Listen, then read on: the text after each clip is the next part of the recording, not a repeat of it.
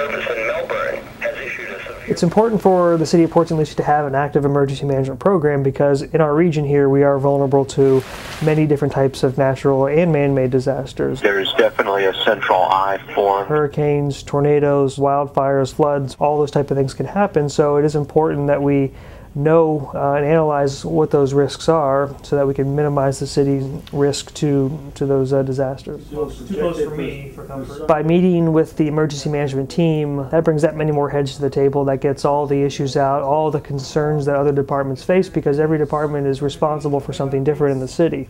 So we make sure we have our bases covered when all of the issues are laid out there. The National Hurricane Center has issued a hurricane warning for all persons in the following area. We get a lot of our information from the National Hurricane Center that puts out periodic updates, 5 or 6 updates a day when there's an active storm out there. Our job is to compile it, make sense of it all, and then get it out to the public.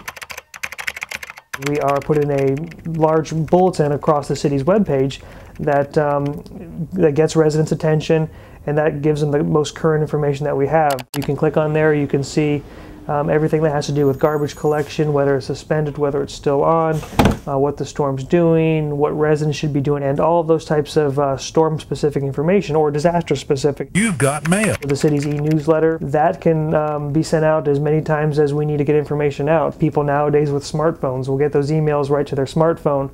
So you have the information as soon as it's sent out. The communications department also uses Twitter now, so that's a good way to follow and see what we're doing, see what you need to be doing as a resident to be prepared. She's definitely a big storm, and people in her way better batten down the hatches. Additionally, the city puts out a hurricane quick guide, and the quick guide has all of the information, all of the phone numbers, all of the local pertinent information to getting back to normalcy right after a disaster happens. If you are in the mentioned area, evacuate now. It's really easy for residents to become complacent.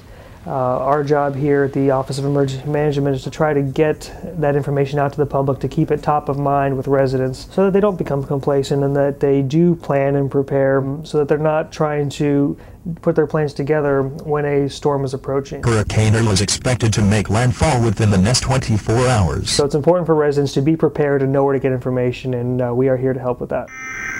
The National Weather Service in Melbourne has issued a severe... There's definitely a central eye. If you are in the mentioned area, evacuate now.